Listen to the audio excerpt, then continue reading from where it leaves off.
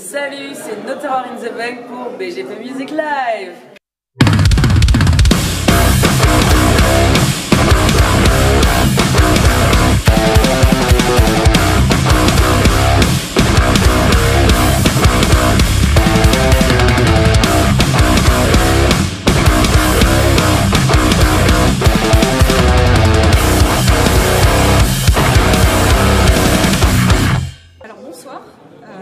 Merci de nous accueillir ce soir, c'est particulier. D'habitude on donne ni la date ni le lieu, mais là je le dis, on est le 4 mars, on est à l'avant-scène à Grand Couronne et vous sortez d'un concert qui était incroyable, sincèrement, sachant qu'on a appris que c'était votre deuxième. Alors avant de vous présenter déjà un petit presque bon anniversaire parce que ça va faire un an demain.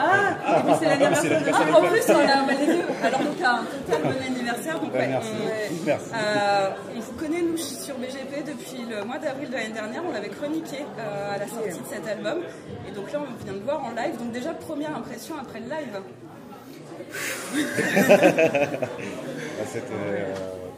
C'était différent du premier. Oui. Ouais.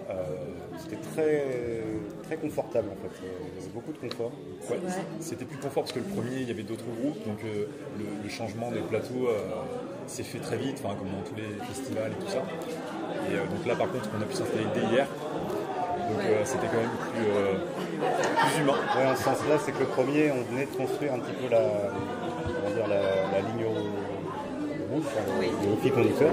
Et que là, il a un petit peu digéré, du coup, on est dans le plaisir. Le premier aussi, mais il y avait un petit côté un peu fébrile qui là était, voilà, je sais ce que je fais à tel moment, et qui du coup, ça se passe à plein du plaisir, quoi.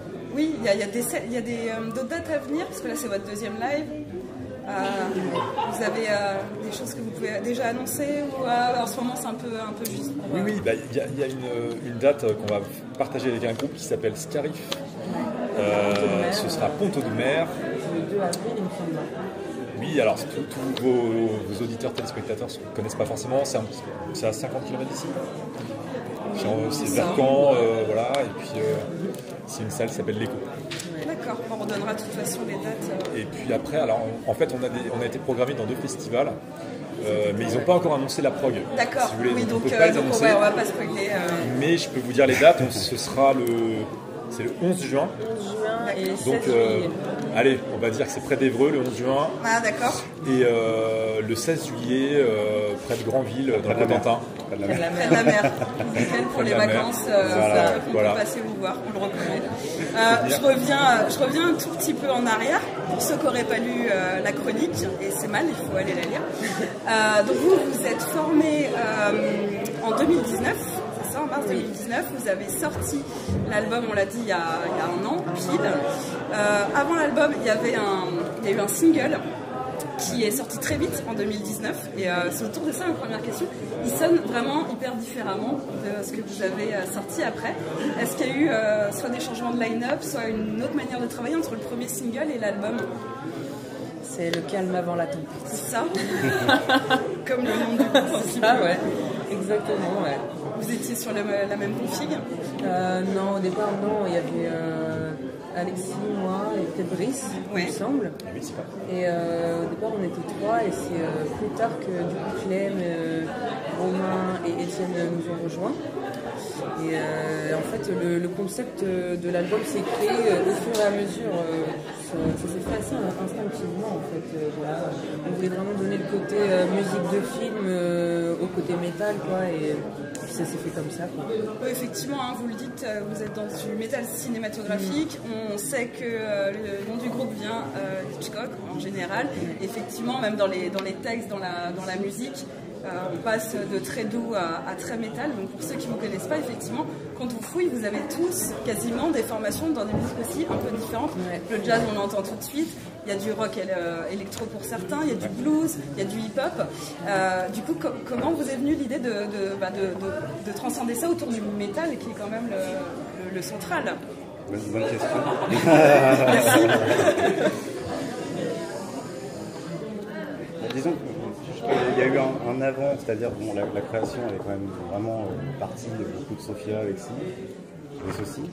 Et il a fallu pour Étienne, Romain et moi, il y a eu un temps de reprise en fait des choses. C'est-à-dire que la partie existait, Et là, l'interprétation entre en jeu. Donc, côté métal, c'est étoffé avec l'application de riffs qui étaient déjà existants et on se les a appropriés, on a enregistré l'album, donc il a fallu voir, il y a des choses qui marchaient, des choses qui marchaient un peu moins, et puis bon bah là voilà, on joue un peu trop timide, non, vas-y, rentre dedans, ok, d'accord, et puis bah ça transverse tout, et puis ça se fait sur la scène aussi. Exactement, parce que ça se révèle sur scène aussi, davantage même.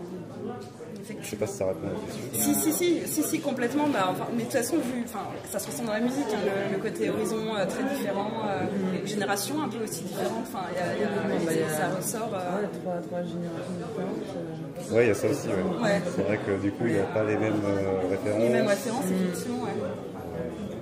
Après, ça serait dommage de redonner des références à qui vous faites penser, etc. Parce qu'en fait, vous faites penser à personne. C'est pour ça aussi qu'on est là. Et vous avez un son, voilà, un son bien à vous. Donc non, je n'irai pas là-dessus. J'ai une autre question, mais très perso, sur une autre chanson de l'album. En plus, vous en avez parlé ce soir, qui pareil sort du lot pour moi, que ce soit au niveau des paroles. Parce que sur les autres chansons, on est plus sur quelque chose de brut, de sentiments, et sur le rythme. Et c'est la chanson Micromégas que vous avez joué ce soir, qui est donc sur une thématique très guerre. Elle est vraiment différente même au niveau sonorité. Est-ce que celle-là aussi, il y a eu quelque chose, est-ce qu'elle a été faite à part ou c'est une envie particulière qui est venue? Non, mais je crois que il y a le début, pour le coup, c'est assez triste, c'est une ambiance très cinéma. Et Sophia, elle a un chant, pour le coup, c'est à la limite du slam, on pourrait dire. Et puis, ça s'est construit, c'est une sorte de trilogie, ce morceau. Il y a 3 grosses parties. Le début est très contemplatif, musique du film. On essaye d'être plus intimiste. Après, ça part plus, on va dire, dans du métal féminin, un peu plus traditionnel. Et puis, moi, je suis fan de Devin Townsend, par exemple. Il y a des claviers qui rappellent un peu ça, que Romain a rajouté, pour donner une sorte de masse sonore qu'on essayait de faire. Puis toute la fin, du coup, qui est un peu plus revendicative. Et effectivement, avec un chant, c'est pas rappé, parce que du coup, c'est pas du tout du rap, mais qui est plus... c'est rythmique comme ça. C'est plus scandé, je pense. Après, ce morceau-là, pour moi, il sort du lot par rapport aux autres morceaux, dans le sens où, comme vous l'avez dit, en fait, il est moins personnel. Il s'adresse plus... c'est vraiment un sujet beaucoup plus large. En fait, le titre Micromégas, ça vient du conte philosophique de Voltaire, Micromégas, qui en fait est un géant qui arrive sur la planète Terre. Enfin, c'est un géant astronaute qui arrive sur la planète Terre et en fait qui voit toute l'ignorance des êtres humains. Et alors qu'ils sont infiniment petits par rapport à l'infiniment grand de l'univers. Et du coup, c'est vrai que par rapport à ce qui se passe en ce moment, ça me hélas pas mal d'actualité. Concernant votre album, entre le nom de l'album, la pochette, l'artwork est d'ailleurs assez dingue, et le fait que vous ayez joué 2 inédits ce soir. Alors moi j'ai été un peu spoilée pendant le concert, mais je vais quand même poser la question, y en a-t-il un autre en préparation?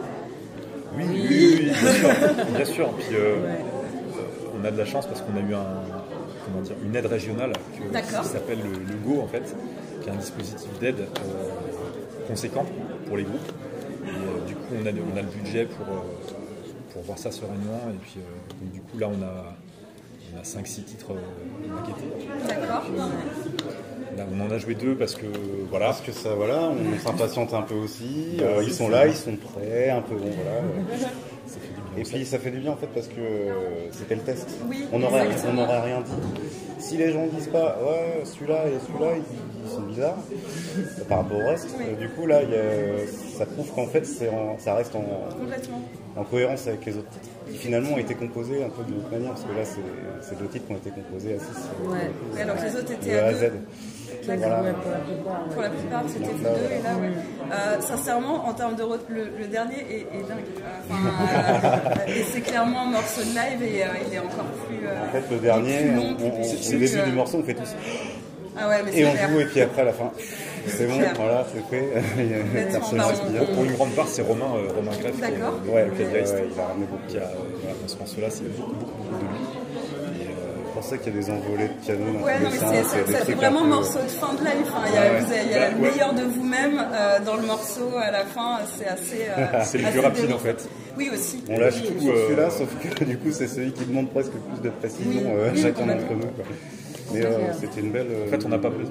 Bah oui, on a pas mal de morceaux qui sont un peu assez lourds en fait finalement, qui sont assez durs à tenir.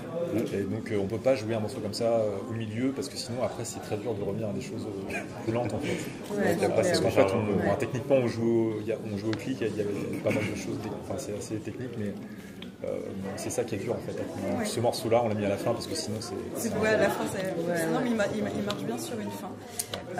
En parlant de fin, voilà, vous avez donné une grosse heure de concert, donc on va vous laisser tranquille. Donc on va vous laisser le mot de la fin pour les auditeurs, mais on est sûr qu'on reviendra bientôt déjà avec le live report et puis on va clairement vous suivre maintenant. Mais maintenant, c'est à vous de terminer pour ce que vous voulez.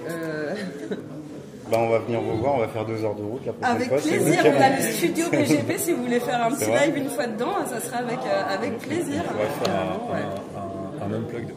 Ouais, voilà. Carrément. Parce que c'est vrai que jouer comme ça demande pas mal de... Ça peut être assez décevant si c'est pas... Ouais, mais unplugged, il y a pas mal de groupes qui font ça, puis c'est sympa.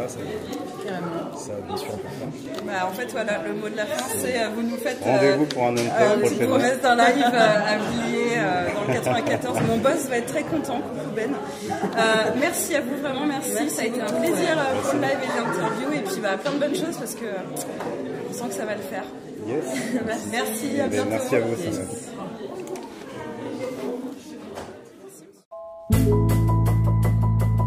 Would I be referred? Losing all control.